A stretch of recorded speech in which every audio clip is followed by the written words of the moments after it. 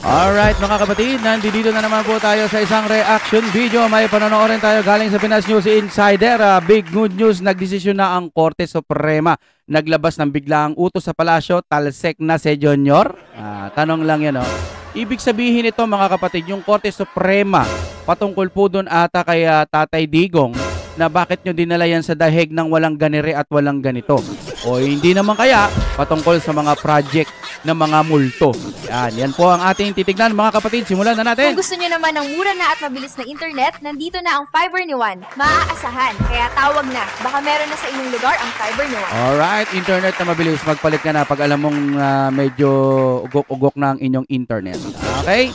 Magpalit na kayo. Okay, ito na. Play na natin. Ito ang mga balitang trending at pinag-uusapan ngayon sa mundo ng social media na dapat malaman ng taong bayan na pilit iniiba at ayaw di umanong ipalabas ng bayarang media sa publiko. Pero bago natin simulan ang balita ngayon sa mundo ng politika sa Pilipinas, kung ikaw ay bago pa lamang sa aming channel, ay please huwag kalimutang mag-like, subscribe at i-click ang notification bell para palagi kang updated sa lahat pa ng bagong videos na i-upload namin. Okay. At ito na nga mga kababayan, kamakailan nga lamang nagbigay ng pahayag si Marcos Jr. na agad ibabalik ang 60 billion na sobrang pondo ng PhilHealth. Naku pat.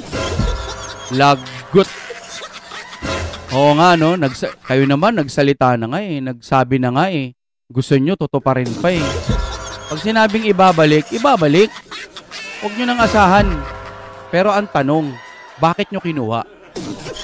Ngunit PhilHealth official state insurer tila kumanta na sa publiko at tila tahasang binasag ang katotohanan at binulgar. Umami na wala pang malinaw na proseso kung papaano raw at kailan ito maisa sa uli. Sa kabilang araw ng pahayag ni Pangulong Ferdinand Marcos Jr. na agad na ibabalik ang 60 billion na sobrang pondo ng PhilHealth, aminado ang opisyal ng state insurer na wala pa raw malinaw na proseso kung papaano at kailan ito maisa sa uli. Sinabi ni Dr. Israel Francis Pargas, ang Senior Vice President ng Health Finance Policy Sector ng PhilHealth, na bagamat iniutos ng Pangulo na agad itong ibabalik, ay wala pa niya silang konkretong impormasyon mula sa Bureau of Treasury tungkol sa proseso ng pagbalik ng pondo. Biro may ibabalik agad. Pag sinabing agad, ora mismo, di ba? Pero bakit parang kahit plano wala pa? At ngayon, tanong, saan nyo kukunin yung budget kung lustay-lustay na? Di ba? Dagdag ni Pargas, hindi rin malinaw kung ang pondo ay isa sa ilalim sa savings ng 2025 o isasama sa 2026 General Appropriations Act. Although the President said immediately, pero wala pa pong mechanism kung paano po ibabalik yung pondo na ito. We don't know kung ito po ay sa subject to savings ng 2025 or kung ito po ay isasama sa 2026 GAA. So wala pa po kaming idea kung paano po ito ibabalik sa amin ng Bureau of Treasury. Hindi naman nakapagpigil ang taong bayan na magbigay ng kanilang hinaing at komento sa balitang ito. At ayon pa sa kanila, ang hilig ni Marcos mag-announce ng plano niya. Wala naman palang konkretong plan. Sure na sure sa pagbalik ng 60 billion. Yun pala nga. Kaya yung flood control na pinagmamalaki niya, ayun, fake pala. From 89 billion, bakit 60 billion lang ang binalik? Kinurap na nga, kinupit pa. Kung paano nila gusto From 89 billion, bakit 60 billion lang ang binalik? Hindi po binalik. Past tense kasi. Wala pang binabalik ha. Pwede mong sabihin 60 billion lang ang ibabalik. Ibabalik, ibig sabihin wala pa. Ibig sabihin drawing pa lang. Pabalik ng pera at assets sa mga witness, siyang bagal naman nilang magsauli ng kinuha nilang pera sa PhilHealth. Anong tawag doon? Asa pa kayong maisauli yan? Buhaya yan. Kaya pag nasa bunganga na ng buhaya, wala nang balikan yan. Kahit namuti pang mata nyo sa kakaantay. 89.9 billion yung kinuha. 60 billion lang ibabalik. Eto mga kapatid yung nalaman ko dyan yung, ewan ko kung naalala nyo. PhilHealth ba yun o DOH? Basta kinuha yung budget, pinunta raw sa DPWH. Diba? Yung koneksyon ng DPWH sa sinasabi ni Saldico, diba? Parang nagtutugma-tugma lahat sila, diba? Hukayin nyo, no? Nagtutugma-tugma siya. Ngayon, sabi ni Manang Claire, kailangan kasi ng budget ng DPWH. Paano daw pag tumawid yung yung ambulansya walang tatawiran, kailangan daw ng tulay. Ito yun eh. So pagkakaalala ko, ito yung sinabi no ni Manang Claire na paano kung walang tulay? Ibig bang sabihin walang budget ang DPWH? Kita nyo, ang lalaking pera ng mga nalalaman natin sa DPWH, mga ghost project. May mala 1.7 trillion na questionable. Oh. May nakulong ba? Wala. Ang lalaki ng budget nyo tapos yung PhilHealth kukuhanan nyo.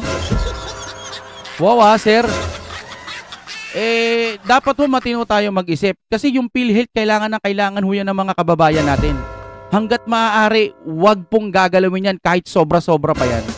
Wag din kukurakutin sa loob ng PhilHealth. Kasi ang laki hong pakinabang yan ng mga taong wala hong sapat na pang-emergency pag nadala po sa mga hospital. Tapos ngayon, ganyan. Di ba?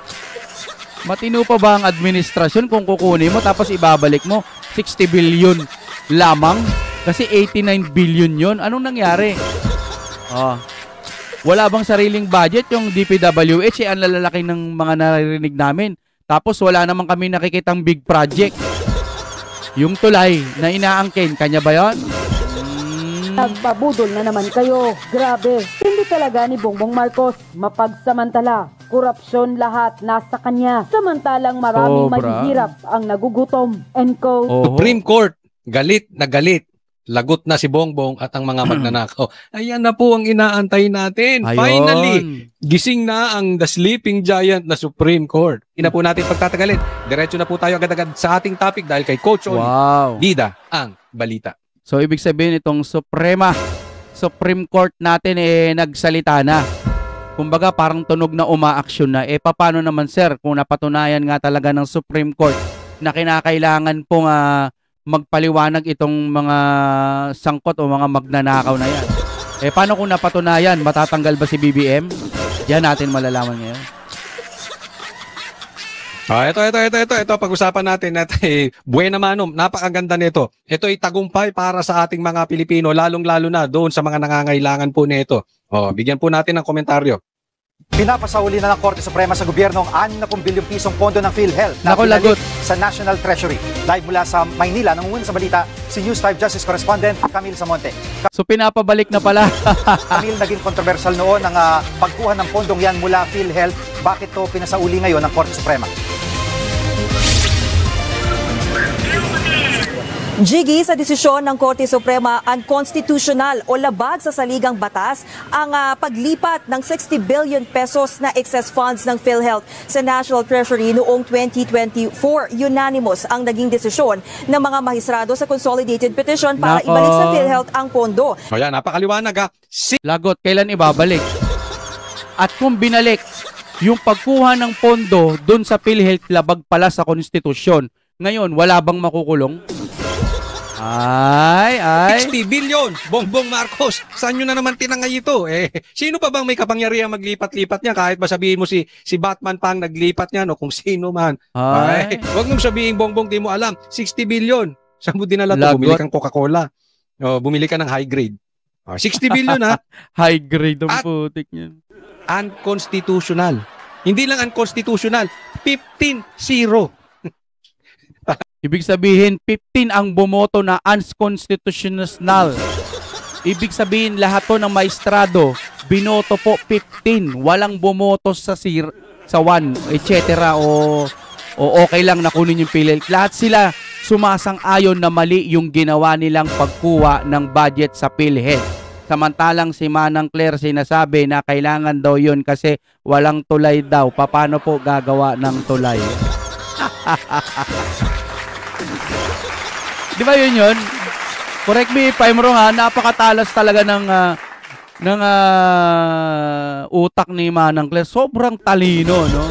Oo nga naman, di ba? Paano nga naman yung mga ambulansya? Paano sila tatawid kung walang tulay? Kaya kailangan kunin yung budget sa PhilHealth para panggawa ng tulay. May nakita na kayong tulay? andun, inaangkin niya na siya ang gumawa yung isa.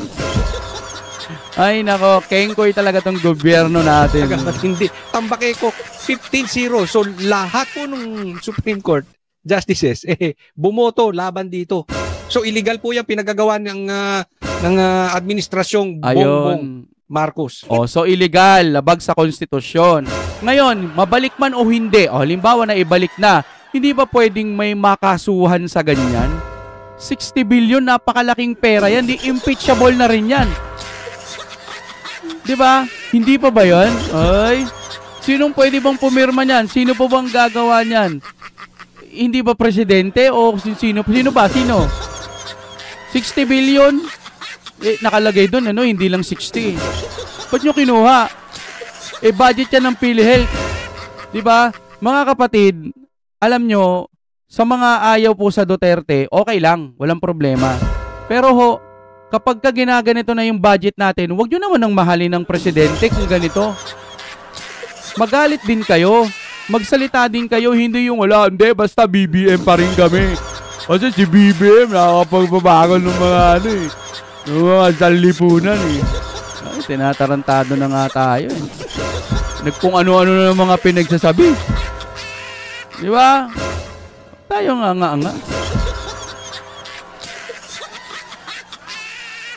Wala. Kaya lumulubog ang Pilipinas. Pinagutos din ng Korte Suprema na wag nang galawin ang 29.9 billion pesos pang balanse ng umano'y excess funds. Immediately, executory ang pagpabalik ng pondo at idadaan ito sa pamamagitan ng 2026 General Appropriations Act. Ayan. So, dapat ibalik na agad, no? Agad. Sabi niya kasi ni Presidente, agad-agad Kayo naman, sinabi na nga agad. Gusto nagmamadali pa kayo. Sabi niya agad Kaya huwag kayong magmadali. Sabi niya agad, ibabalik. Pagpasa ngayon, wala pa rin. So, kayong magmamadali. Agad nga Di ba? Hanggang dito na lamang tayo. Alam niyo kung ba't ko binablog yung mga ganito? Gusto ko po gumising tayong mga mamamayang Pilipino. Oo, paniniwala ko to. Opinion ko to. Pero, ang opinion kong ito yung makakagising din sa mga opinion ninyo. Na maaaring sinusuportahan nyo si PBBM o maaaring sinusuportahan nyo si mga Duterte, ganyan. Pero titignan nyo, babalanse kayo. May pinupunto ba itong nagsasalita na to? Diba?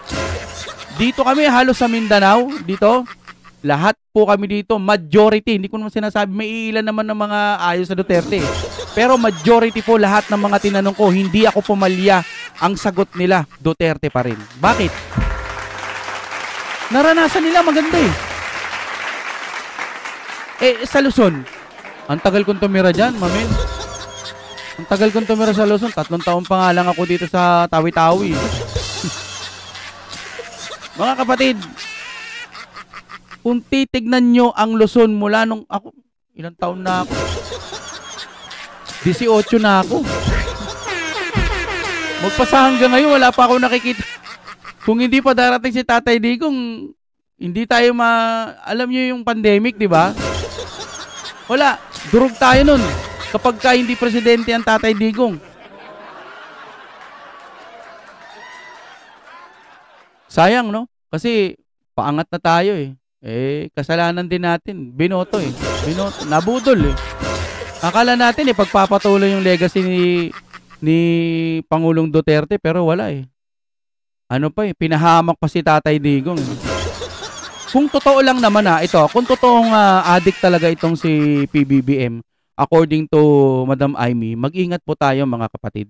Hanggat hindi po nagpapa-check up yan or nagpapa-hair follicle test, may posibilidad po na mawalan ng tiwala lalo yung mga kababayan natin. Buri mo na nga angkin ang hindi sa kanya na legacy. No? Mahirap yan. Okay, maraming salamat po sa inyong panonood.